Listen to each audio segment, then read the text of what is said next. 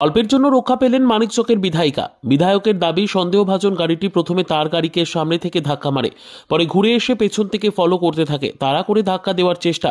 অল্পের জন্য রক্ষা পেলেন মানিকচকের বিধায়ক। অল্পের জন্য রক্ষা পেলেন মানিকচকের বিধায়ক সাবিত্রী মিত্র। শনিবার রাত 10টা নাগাদ মালদহ মানিকচক রাজ্য সড়কে ধরমপুরের কাছে সাবিত্রী মিত্রের গাড়িকে সামনে থেকে ধাক্কা মেরে পালিয়ে যাওয়ার চেষ্টা করে একটি গাড়ি। বিধায়ক কোনো মতে একটি এলাকায় ঢুকে পড়ে ওই গাড়িটিকে এড়িয়ে যেতে সমর্থ হন। সন্দেহজনক গাড়িটি সামনে থেকে ধাক্কা দেওয়ার পর কোনো মতে বিধায়কের গাড়ির চালকের তৎপরতায় গাড়িটিকে পাশ কাটিয়ে বেরিয়ে যায়। কিন্তু কিছুক্ষণ পরে ওই সন্দেহজনক গাড়িটি আবার ঘুরে এসে পেছন থেকে সাবিত্রী মিত্রের গাড়িকে ফলো করতে থাকে। পরিস্থিতি সন্দেহজনক বুঝতে পেরে সাবিত্রী মিত্র জনবসতি এলাকাতে নিজের গাড়িটি দাঁড় করিয়ে মানিকচক থানা এবং মিল্কি পুলিশ ফাঁড়িতে খবর দেন। সন্দেহজনক গাড়িটির খোঁজে পুলিশ তল্লাশি চালাচ্ছে। সাবিত্রী মিত্র বলেন, মানিকচকে একটি বড় খেলা ছিল, সেখানে কাজ সেরে ফিরছিলাম। ধরমপুরের কাছে একটি গাড়ি আমাদের গাড়িকে প্রচন্ড জোরে সামনে থেকে ধাক্কা মারে। আমাদের ড্রাইভার কোনো রকমে আমাকে বাঁচিয়ে দেয়। তারপরে দ্বিতীয়বার দেখি সেই গাড়িটি আমার পেছনে চলে এসেছে। আজ একটা বড় ঘটনা ঘটে যেতে পারত। আমার 40 বছরের অভিজ্ঞতা থেকে বলছি, ওরা অনেক বেশি ট্রেন্ড ছিল। আমি আমার এলাকার দিকে চলে যাই। আমাদের আইসিও এসপি সাহেব তৎপরতার সঙ্গে আমাকে বের করে দিয়েছেন। ওরা গাড়িটিকে খোঁজাখুঁজি করছে। গাড়ি সম্পর্কে বিস্তারিত তথ্য আমরা পুলিশকে দিয়েছি। এরকম জীবনে আগে কখনো হয়নি।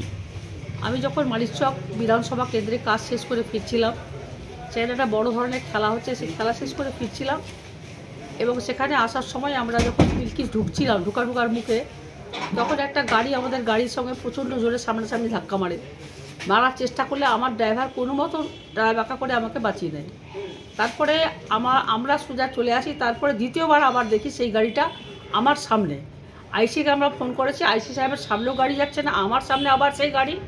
আমি যেখানে ওরা গাড়ি স্লো করছে এবং আমাকে ওরা প্রাণে মারার মানে একটা পরিকল্পনা তারা নিয়েছিল এবং আমার গাড়ির সঙ্গে ওরা স্লো করছে, যেটা আমাকে প্রথম ধাক্কা মেরেছিল।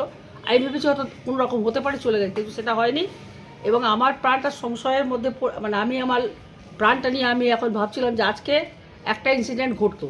এটা আমার মাথায় আছে আমার 40 বছর অভিজ্ঞতা থেকে। আজকে আমি যেটা বুঝলাম যে ওরা অনেক বেশি ট্রেন ছিল, আমার সিকিউরিটি ছিল। আমি দাদা আইসিকে বলি এবং তৎক্ষণাৎ আমি আমার গাড়ি ওর গাড়ি যখন আমার গাড়ির সামনে দেখি, ফিরে গিয়ে আমি আবার নিজের এলাকার দিকে আমার থানার দিকে চলে যাই এবং আমাদের আইসি, ইংলিশ বাজার আইসি, আমাদের এসপি সাহেব সবাই মিলে তৎপরতার সঙ্গে আমাকে ওনারা করে বার করে দিয়েছেন। আমি বাড়িতে আছি, কিন্তু এখন অবধি গাড়িটাকে ওরা খোঁজাখুঁজি করছে। সব কিছু আমরা এসপিকে সব কিছু দিয়েছি, গাড়ির নাম্বার, গাড়িটা খোঁজাখুঁজি চলছে। এই অবস্থায় আমার প্রাণ এখন সংশয়ের মুখে এবং আমার এতটা আমি অভিজ্ঞতামূলক কাজ করি, এত রাত 10টা 12টা 1টায় বাড়িতে আসি, এরকম জীবনে আমার হয়নি। ব্যক্তিগত আমার কোনো শত্রু নেই।